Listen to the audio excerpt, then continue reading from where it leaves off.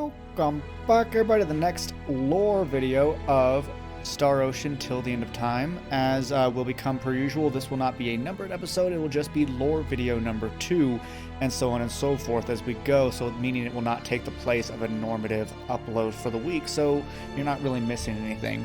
I do implore you to watch this video if you are at all unfamiliar with the lore or the world or the races or the politics of this game, or if you are experienced, why not just recap what you do know and make sure that you've not mixed anything up, because we have quite a lot to dive into. We're going to start with new terms to better allow us to understand political bodies and places, people, races, and miscellaneous. And then once we go through all this, we'll kind of go back to see if anything new has popped up, because sometimes that happens. But since we have quite a bit to do, let's just jump right in to new terms. Arrow of Apris. It is a myth tradition, according to Akelos' Book of Prophecies, handed down from ancient times in the sacred kingdom of Aquaria. When chaos strikes the Holy Land, an arrow will shoot down from the heavens, and they believe that we are that arrow. Akelos' Book of Prophecies. A book of prophecies written by Aquaria 1, the first Holy Mother. This book contains a total of 777 chapters and 13 sections. Interesting number choice. The following prophecy is recorded in the 15th chapter of the 10th volume. There shall be chaos in the Holy Land. From this chaos shall spread grave misfortune, and misfortune shall give birth to a new war. Amidst this war shall the arrow of Apris be shot down from the heavens. The arrow shall rend the land from the heavens and create still more chaos. Be at ease, for peace awaits, and calm and tranquility shall rule in the end. While Aquaria the 27th believes that the arrow of Apris described in this book is actually the eagle, there is no way to confirm if her theory is correct. Aquaria 1. The first queen of the ancient kingdom of Aquor, now thought by many to be a predecessor to the sacred kingdom of Aquaria. Precursor. She was also the first Holy Mother. Aquaria 1, or the first, is said to have received 6 runes and 1 magic sword from the emissary of Apris, messenger of the goddess Apris. Her eyes were also open to the flows of runology. I'm curious of this sword. Runological force, a scientific term. The force generated when runology is used. The strength of the runological force created will depend to a large extent upon the level of the runological invocation and the strength of the runologist's psyche, as well as upon the runologist's experience and purity of bloodline. Interesting. The purity of a runologist's bloodline is determined by their ancestral connection to the Holy Mother, Aquaria 1. The more concentrated the blood of Aquaria 1 is, I'm going to call her 1, not the first, because it's faster, is in a runologist's veins, the more qualified the runologist will be. Let's look at runes. A specifically shaped design that is required for runology to work. It is possible to use runology as long as one of these designs is nearby, be that on the floor, on a wall, or elsewhere, such as the women putting it on their skin. However, the effective runological power decreases by a factor of 4 with the distance between the rune and the runologist. Though other than a few extremely rare, highly trained individuals, almost all runologists have some number of runes inscribed upon their bodies that they use when practicing their art. It makes sense since it is distance-based. Emissary of Apris, myth tradition. A prophet born from the divine breath of the god Apris, the primary god of the Church of Apris. The emissary of Apris is charged with acting as the voice of Apris. It is said that at each turning point in history, the gods have bestowed their secrets upon the Holy Mother and led her along the true path. Kingdom of Aquor. An ancient kingdom that ruled most of the continent of Gate over a period of 700 to 320 years ago. Aquor, often seen as the predecessor of the sacred kingdom of Aquaria, was eventually destroyed by an invasion from the kingdom of Greeton. Oh, that actually does worry me if they think we're from Greeton. Continent of Gate. A continent in the southern hemisphere of Elicourse II, Gate is divided into 3 regions. The mountainous southern region is ruled by the military superpowers of Eriglyph. The plains of the northeast are ruled by the sacred kingdom of Aquaria, and the hilly region to the northeast is ruled by the Sandmite Republic. Ancient Kingdom of Aquor. See the Kingdom of Aquor. Okay. Holy Mother. Myth tradition. According to the Church of Apris, the Holy Mother is a person sent by Apris, the sun god, with a highly sophisticated knowledge of runology, as well as the power to command the secrets of the gods. The Holy Mother also possesses the special ability to deeply perceive the flow of runological force with the naked eyeball. Romeria Zen Emeril, that's the queen. The personal name of Aquaria the 27th. See Aquaria 27th. Magistrate Lascelles. I don't know. A functionary who assists the Queen of the Sacred Kingdom of Aquaria in both political and military matters. Of all the many clergy members in Aquaria, Lascelles is the most knowledgeable when it comes to the obligations and responsibilities of those in authority. His habit of trying to shape the complicated reality into his idealistic worldview gives him fits at times. Okay, Elena Frum, the woman in charge of the runological weapon research facility of the Sacred Kingdom of Aquaria. Elena is carefree and careless, and people say that without her assistant Dion, she wouldn't even be able to handle her own day-to-day tasks, let alone manage the entire facility. On the other hand, she is also without a doubt an ingenious runologist with many novel, inspired ideas. Elena's knowledge may be strangely uneven, but in areas where she is proficient, she exhibits genius that is second to none. As a larger-than-life woman with no interest whatsoever in the positions and titles people hold, and the cats are playing, Elena has been known to refer to Ariglyph the 13th, the king of the Kingdom of Ariglyph himself, as Arzi, in spite of his lofty position on the continent of Gate. Okay, so she pushes him down. I like that. Runological weapons. A weapon of the Kingdom of Aquaria in which runological force has been converted into channeled force and stored, so that the untrained person can use the runology anywhere at any time. Okay, so like rune cannons, I like that. Shrine of Kadan. A shrine located near Aquaios, Kadan is counted as one of the holy sites of the Church of Apris, and the structure of its top floor is said to be one of the most ancient pieces of architecture still remaining on the continent of Gate. Since it is forbidden for anyone other than the unbroken line of the Holy Mothers to enter the shrine, nobody knows who made the shrine, or their reasons for doing so. One thing that is certain, however, is that powerful runology was used at the time of the construction, and this has protected the shrine from major wind and rain damage over the millennia. Very cool. Now what about Kadan?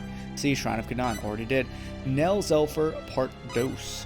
The leader of the Secret Legion, a detachment of the Personal Guard unit that reports directly to Aquaria the 27th. This group mainly conducts intelligence gathering activities. A master of the art of fighting with short swords that have runology instilled within their blades, she is said to be a top-class fighter within their kingdom, in spite of the fact that she has not yet finished her she's not finished her training. She is one of the citizens of the Sacred Kingdom of Aquaria who is most trusted by the Queen, and she travels the continent gathering the information for the Queen, who never leaves the court. Oh. Gotta make sure to drink water while we do this. Eliza, a young girl living in the town of Aquaios who is quite fond of her studies. Eliza has dreamt of someday studying runology at Castle Aquaria until the loss of both her parents in the war forced her to give up. Her brother was too young to live on his own, and she couldn't bear to leave him. However, even though Eliza gave up on her studying under the mentor, she still continues to study runology on her own. That D-I-R or D-M? It looks like R-N. Durna, the goddess of fire and one of the primary goddesses of the Church of Apris. Durna has two forms, one of fury and one of wisdom. Legend has it that when she takes the form of fury, she uses a magic staff endowed with the power of ancient dragons. When she takes the form of wisdom, she wields a bow that shoots dazzling beams of runological light. Very cool. Lazard, a young humanoid living in the town of Surfiro. Lazard is smart, but he is a bit contrary, and his thoughts are always taking him to unconstructive directions. He'd actually be pretty handsome if he'd take off those glasses. That's a weird description.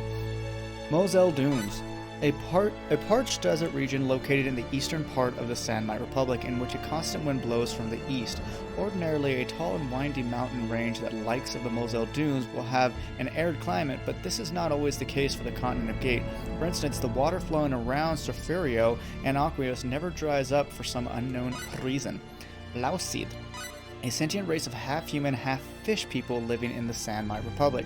The Laucids are the unfortunate result of plankton in the waters infused with a powerful runological force evolving at a highly accelerated rate. For whatever reason, Laucids hate orichalcum, and when one is brought too near, they emit a strange noise and try to run away. Perhaps orichalcum reacts in some way to the runological forces stored inside the Laucid's body, or cause a resonance effect. This phenomenon remains a mystery, mainly because no one has ever attempted to find the reason for it. Well, that's good that we're not, hurting them. Velion, a young, strong, and kind humanoid living in the town of Surfiro. Velion is not the best around when it comes to studies, but he is always ready with a smile. One would think he would be popular with such a positive personality, but unfortunately he surrounds himself with a negative influence. And then Drauglin, the fairy race. A mischief-loving race that lives in the Sandmite Republic, Drauglins enjoy stealing things and causing injuries, so they are not liked by other races. On the other hand, nobody despises them because a few Drauglin companions die due to accidents or disease. It is theorized that by creating their own misfortune, the Drauglin deplete the bad luck around them, thereby protecting themselves from more serious calamities. The power of the Drauglin is truly mystifying. Interesting. Now to political bodies and places. Air Hills. Both Eriglyph and Aquaria claim sovereignty over this hilly region, which lies beneath Krolsa and Arius. Each country wants this vast land for different reasons. The Kingdom of Eriglyph for growing crops, since it never freezes, and the Sacred Kingdom of Aquaria for the wealth of resources hidden underneath its soil. Eriglyph! The capital city of the military superpower of Eriglyph, Eriglyph's land is surrounded by 2,000-meter-high mountains. Due to its high elevation, natural resources such as grain and animals are extremely difficult to come by. In the past, its finances were covered by large-scale resource mining, the domestication of livestock, and other means, but there have been reports of Eriglyph's mines are nearing depletion. Now they're aqueducts. A system of gigantic ice caves that sprawl throughout underground Eriglyph. The Eriglyph aqueducts are so vast that neither the spies from the Sacred Kingdom of Aquaria, who use them like a highway, nor the inhabitants of the Kingdom of Eriglyph, who live immediately above them, are aware of their true size. In the castle. The royal palace of the military superpower of Eriglyph, Eriglyph Castle was carved out of a mountainside and resembles a fort more than a traditional castle. It is said, however, that the castle was not built in this unusual fashion for defensive purposes, but rather because there was not enough flat land to build on. Interesting. And their military superpower. See, the Kingdom of Eriglyph, we already did. Aquios. A major city located in the center of the northern region of this continent of Gate, Aquios is not only the capital of the Sacred Kingdom of Aquaria, but also a holy site of the Church of Apris. Despite the dazzling beauty of the clear blue lake that surrounds the city, the runological force gathered there is greater than anywhere else on the continent of Gate. Now Arias, a town in the Sacred Kingdom of Aquaria that lies closest to the neighboring Kingdom of Eriglyph.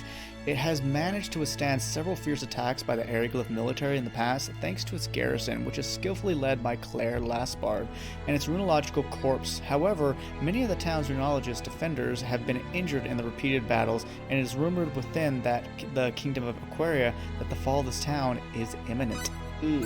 Now the Bequerel Mine. One of the kingdoms of Eriglyph's mines, in the time of the first king, the mines mass-produced enough copper to support the kingdom's finances, but excessive mining over a long period of time has depleted all the copper ore, except for remnants very deep in the mine. To make matters worse, 15 years ago, many flying dragons made this mine their home, preventing all but the most foolhardy from ever visiting the place. Now the mountain pass of Bequerel. A mountain path between the Krolsa Caverns and the village of Arius, that is also a second road connecting Eriglyph and Aquaria. However, since this path between the kingdoms is much more roundabout than the usual roads, as well as precipitous, this route is hardly used. We used it. Castle of Aquaria. The castle where the Queen of the Sacred Kingdom of Aquaria dwells, a holy site for the Church of Apris, and the most advanced runology laboratory on the planet. Many religious people and scholars flock to the castle to research its rich history and traditions. Continent of Greeton, where we're supposedly from.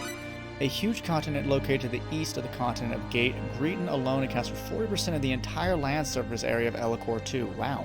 However, there are only two landmasses on Elicor II that are large enough to be called continents, Gate and Greeton. Elicor II's northern hemisphere has a number of island chains, but no continents. Okay, this is an archipelago. What's going on?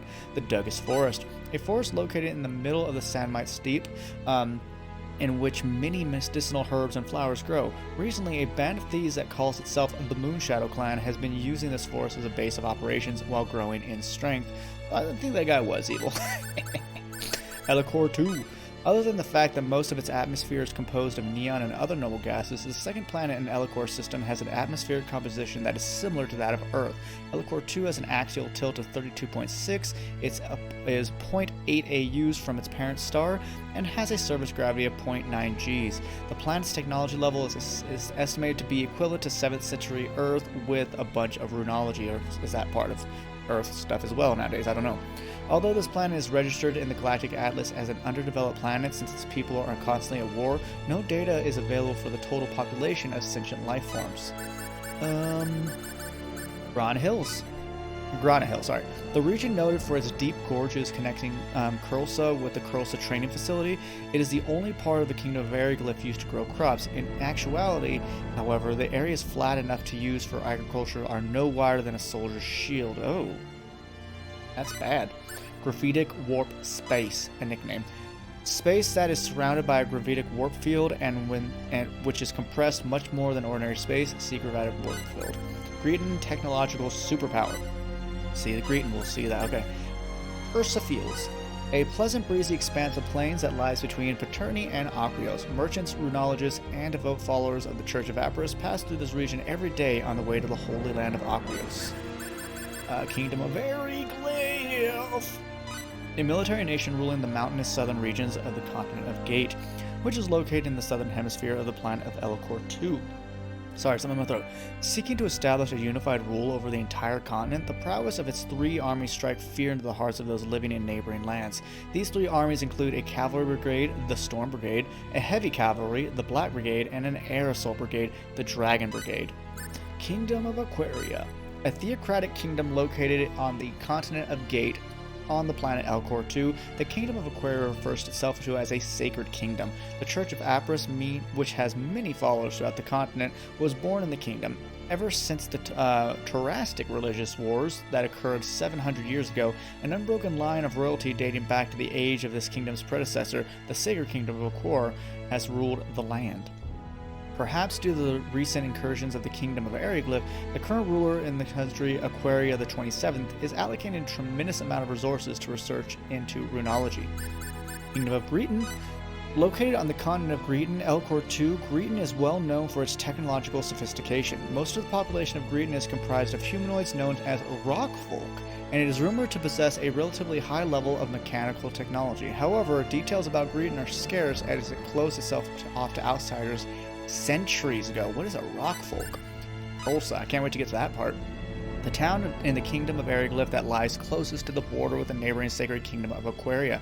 The number of soldiers stationed here rose sharply after the war started, and its atmosphere is growing increasingly tense. It is governed by Count Woltar and the Storm Brigade, which reports directly to him. Kurlsa Caverns, a gigantic tunnel through the mountain range connecting Kurlsa and the Bequerel mountain path. These artificial caverns were built over the course of 10 years in order to make it easier to access the Bequerel mountain path, which contains many veins of ore. Domesticated hauler beasts allow large shipments of materials to be transported through the caverns. I remember that. It was weird. Kurlsa Hills, a barren, hilly region between Kurlsa and Arius, which contains rich mineral deposits. Sovereignty over this region is a point of dispute between Ariglyph and Aquaria, and there's still no precise boundary between the 2 kingdoms in this area. Kurlsa Training Facility, an ancient and massive abandoned fort south of Kurlsa, converted by the Ariglyph military into a garrison for the Black Brigade. Hundreds of innocent men and women, especially believers in the Church of Apris living within the territory of Ariglyph, have been executed here in order to serve as an example. Jeez. Klaus III.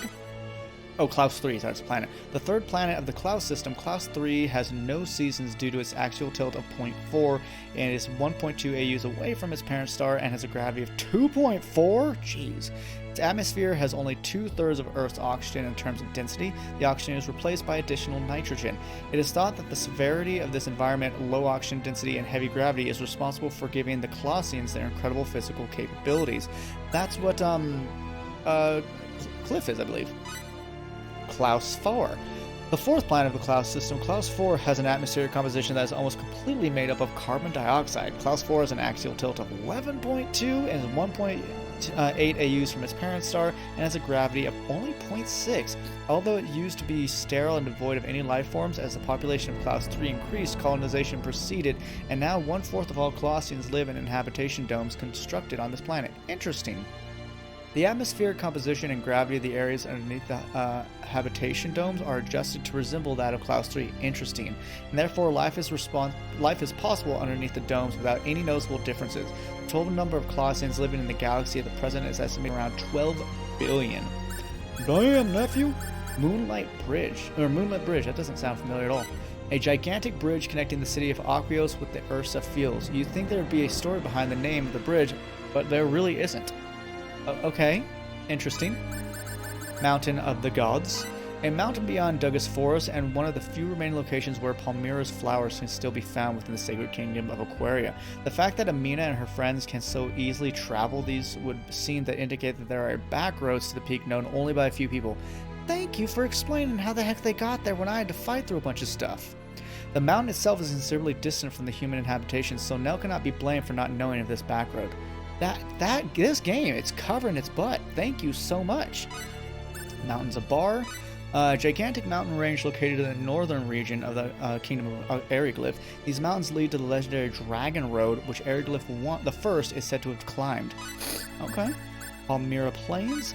Fertile plains between Arius and Paterni that are cut in half by a river that runs east to west.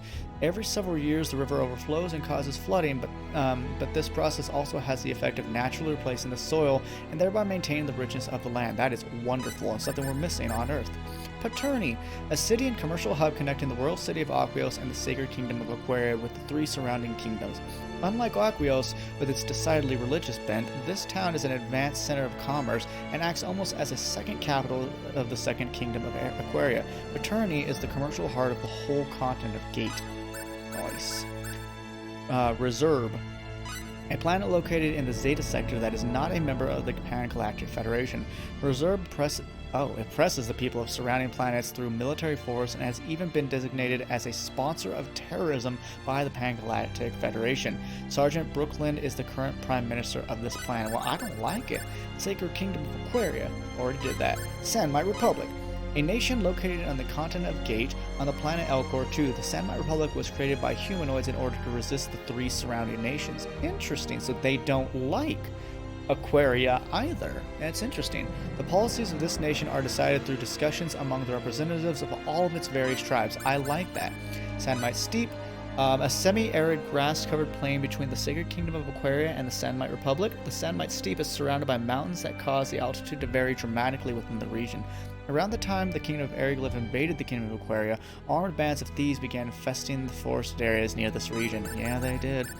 Sephirio, the former capital of the ancient Kingdom of Aquaria, a kingdom which predates both the Sacred Kingdom of Aquaria and the military superpower of Eriglyph.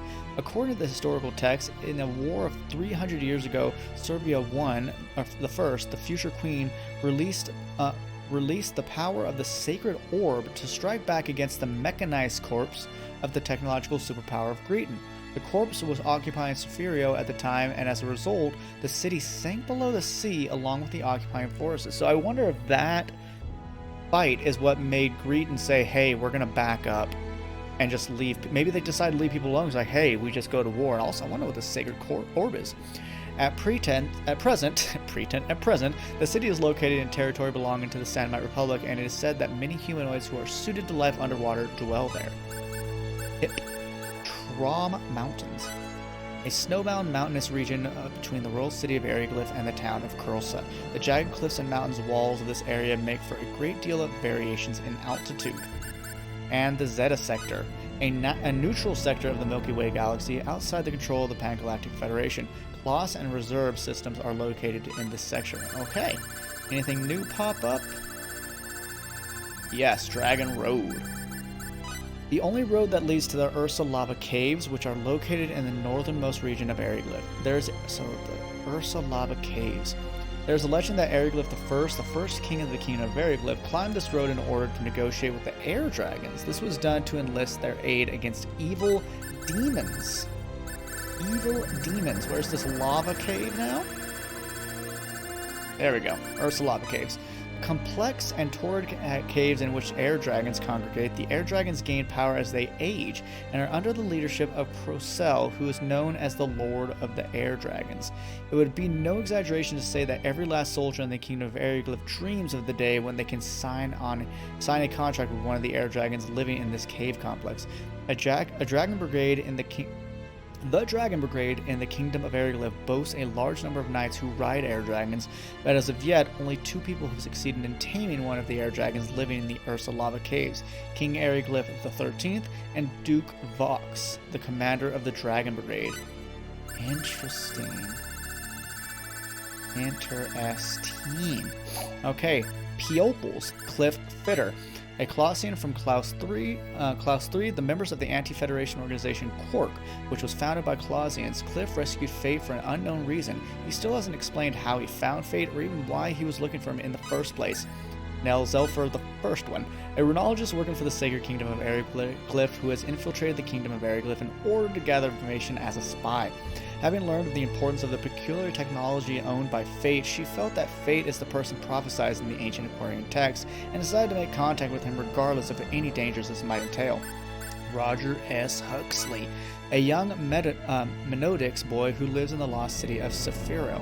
This major problem child travels around with 2 bad influences named Tribe and Melt, and plays life-threatening games with Lucian, Lazard, and Velian, all as his part of a so-called real man contest. It would be a good idea to keep an eye on this one, as he is always buying trouble with his rude words. Albel Knox, the captain of the Black Brigade, one of the 3 military forces of the Kingdom of Eriglyph. His nickname is Albel the Wicked. He is an excellent combatant specializing in katana, a special kind of sword, and is a one-on-one combat. In one-on-one combat, he is said to possess skills compared to Duke Vox, the captain of the Dragon Brigade. Mirage Kaus, a Clausian woman born on Class 4. Oh, Mirage, right, and Cliff's partner in Quark. She may be low-key, but she is dependable and gets the mission accomplished. Mirage trusts Cliff's skills and will faithfully follow any command, no matter how crazy it may sound. Seeing Mirage and Cliff in action might give one the wrong impression. Colossians are not particularly chauvinistic. Mirage just happens to have an extremely unpretentious personality. Okay, interesting. Albel the Wicked, see Albel Knox we did, Eriglyph the First. He gambled his life by climbing the Dragon Road and became the first person to ever succeed in completing the Ascension of the Flame ceremony. After this success, Eriglyph the First formed a covenant with the air dragons, drove out all the monsters that lived in the area, and built the Kingdom of Eriglyph 289 years ago. They're fresh.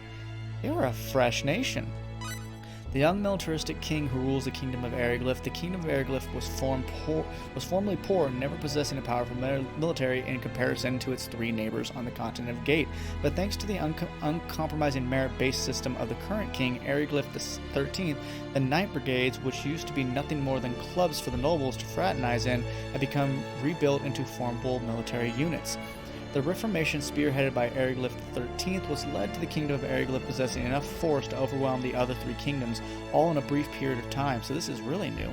For this naturally ambitious king, the invasion of the Sacred Kingdom of Aquaria is merely the first step in the path to the complete unification of the continent of Gate through conquest, if you believe the rumors. Amina Lefeld. A somewhat sickly girl who lives in Paterni, Amina resembles the missing Sophia very closely, and if her coloring were a little healthier, she would most likely almost indistinguishable from Faith's childhood friend. Having lost all of her relatives in the Long War, she now supports herself from day to day by selling the flowers that she used to grow as a hobby. Amina is one of the unfortunate victims of the war between Eriglyph and Aquaria.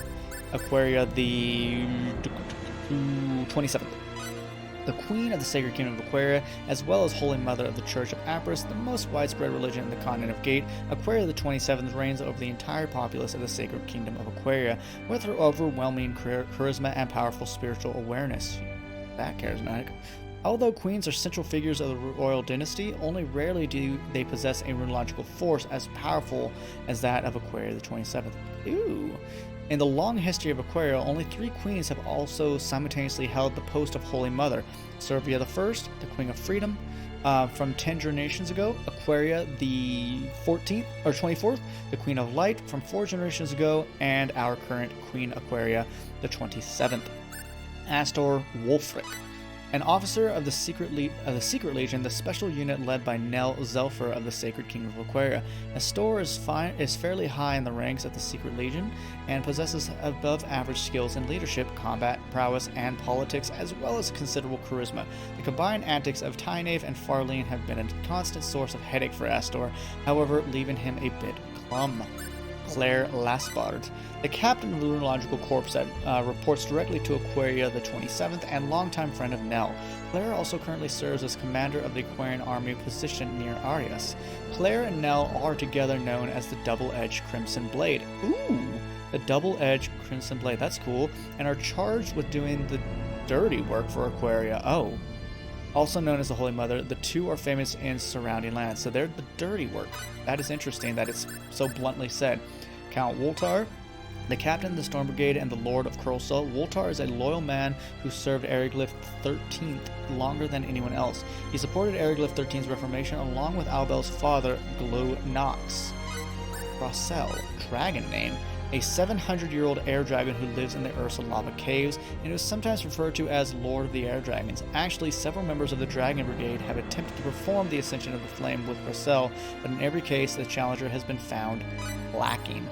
Dion Landers, the young assistant of Elena Fram, head of the Runological Weapon Research Facility of the Sacred Kingdom of Aquaria. We did hear of this person, of how they're basically the reason Elena can continue on.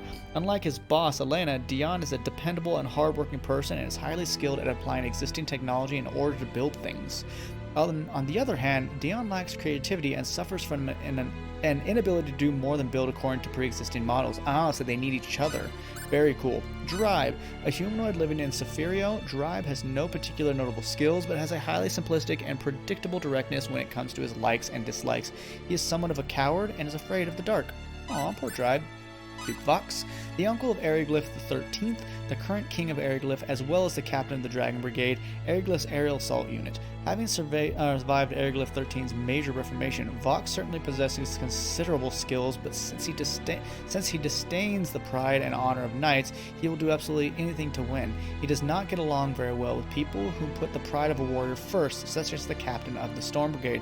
Incidentally, Vox does not get along with Albel, the captain of the Black Brigade, either. But it seems to be simply a case of two strong personalities butting heads. Interesting. Farlene, an enlisted member of the Secret Legion into the Sacred Kingdom of Aquaria. Farlene is always under a great deal of strain as she works directly for Nell, the leader of the Secret Legion.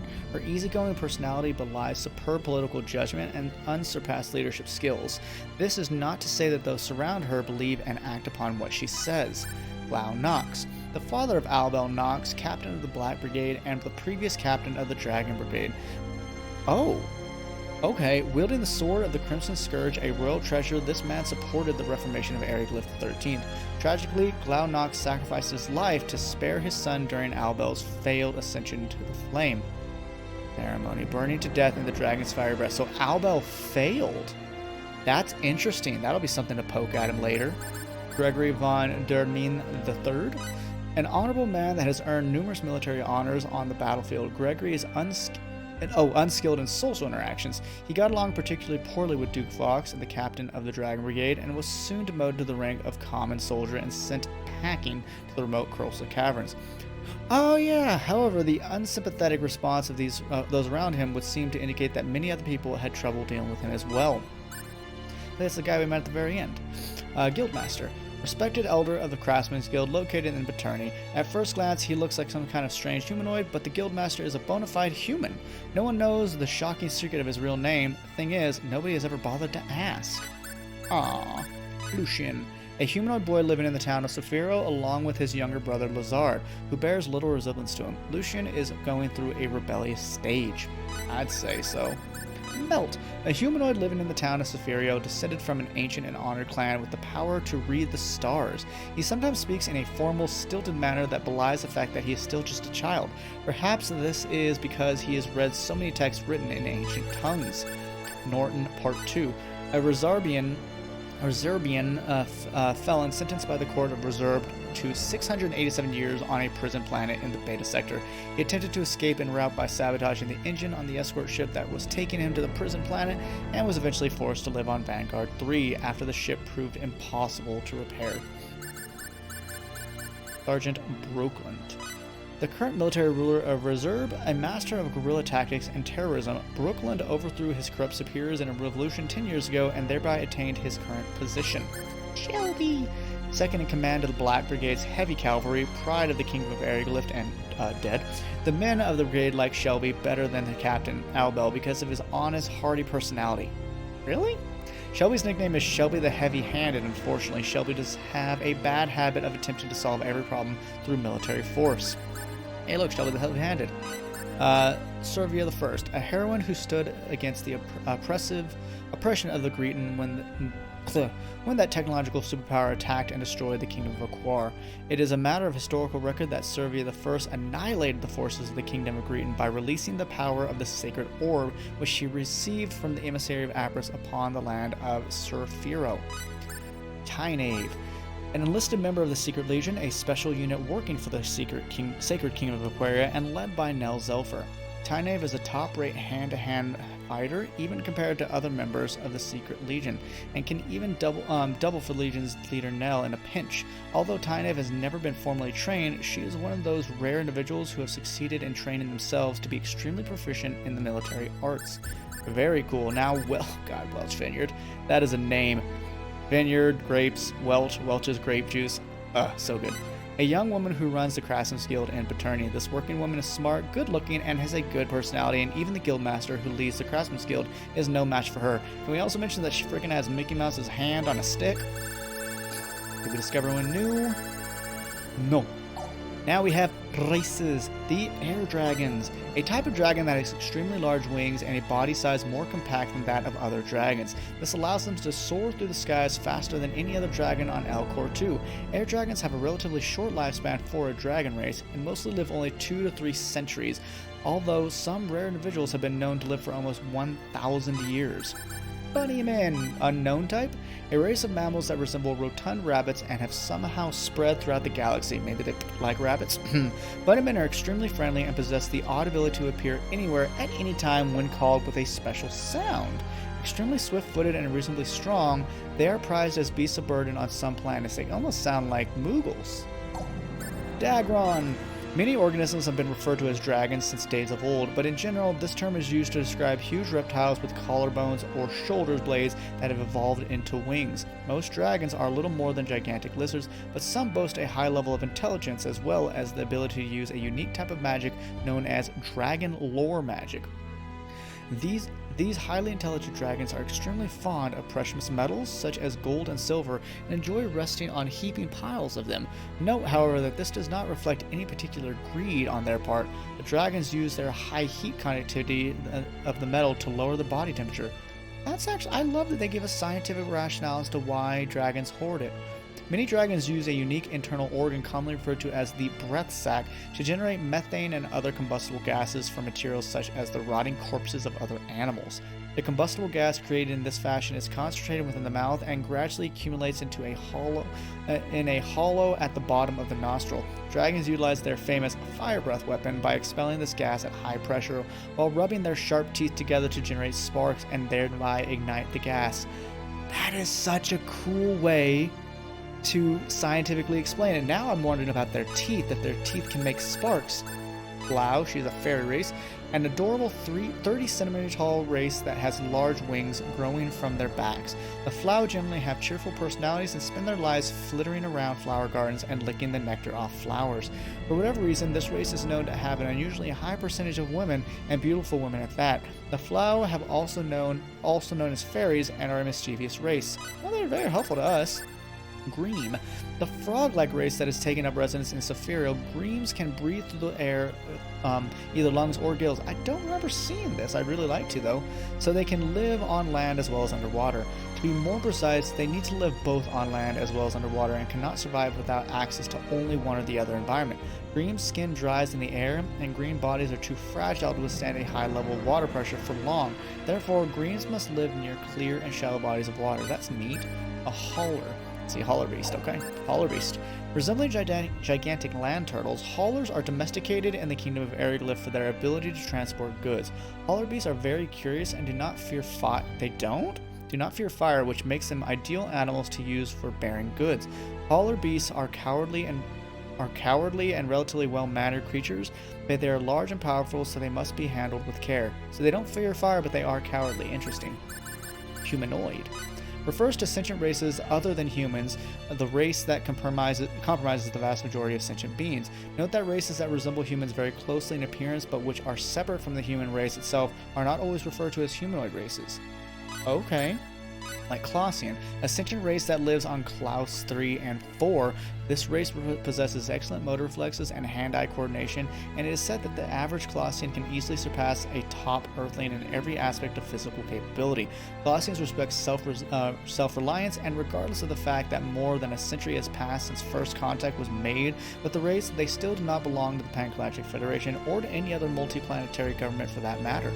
Clausians are also known for having an external appearance that very closely resembles that of Earthlings. If they didn't have 3 distinguishing green lines around their necks, they would resemble Earthlings with extremely good physiques. 3 distinguishing green lines around their necks. Interesting. Lum, horse type, an equine mammal that inhabits many regions of Elcor 2. Lums are used in the kingdom of Eriglyph as mounts due to their innate speed and power, but due to their volatile nature, they only see wide use in battle and security functions. Since Lum horns were once prized for their effectiveness as a virility enhancer, oh god, the wild Lum has nearly overhunted to extinction. Oh, that's sad. Metanix, yay, Rogers people. A cheerful race living in the Sandmite Republic, which is descended from the raccoons. They may not be very tall, but they boast dexterous fingers and a high level of adaptability to new circumstances. Compared to other races, Menodixies have an excellent sense of smell. Their downfall is that they are very curious and easily excitable, characteristics which more often than not will act together to offset the Menodixies' positive characteristics. Strangely enough, Menodixies have an excellent ear for music, and there are many eminent Menodix troubadours. Unfortunately, thanks to the innate Menodix personality, almost none is aware of this fact. That's so sad. Reserbian, a sentient race living on the planet Reserb in the Zeta sector. Reserbians resemble leeches in that they live by sucking fluids from other organisms. Gross. Reserbians are highly susceptible to damage by short wavelengths of light such as ultraviolet, and without the special suits that they always wear, their skin would burn to a crisp after several hours of exposure to sunlight. On the other hand, Reserbians possess excellent regenerative abilities, and it has been said that they can fully recover from the loss of all 4 limbs after 6 months. That's impressive. What is a rockfolk? Stone-based organisms that evolve based on a special mineral called barchite. Even though they are composed of rocks, rockfolks are independent and highly intelligent creatures. They can be primarily found in the Greetan region, but since the Kingdom of Greetan has shut itself off from the rest of the world, they are a rare sight. Certain rockfolk known as Mechateers possess the special ability to manipulate metallic humanoid fighting machines. Mechateers are highly respected members of the rockfolk society. I would love to meet one of those. I would recruit one of those. Winged dragon. Winged dragon is a general term that refers to any type of dragon with the wings that can fly. On Elcor 2, this term is mainly used to refer to the planet's brass dragons. Usually all flying dragons are referred to as winged dragons, but in the kingdom of Eriglyph, a distinction is made between the vitally important air dragons and other flying dragons. Therefore, air dragons are not referred to as winged dragons in this kingdom. Any races we learned. Okay, now missile. My goodness gracious, great balls of ballistics. That's... Holy people. Holy people.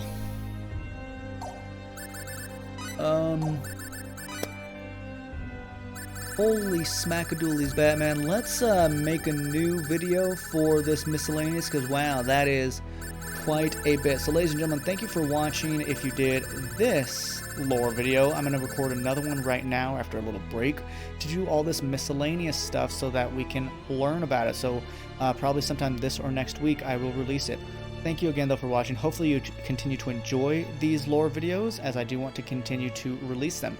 Thank you for watching though. Take care of yourselves, but until next time, bye bye for now.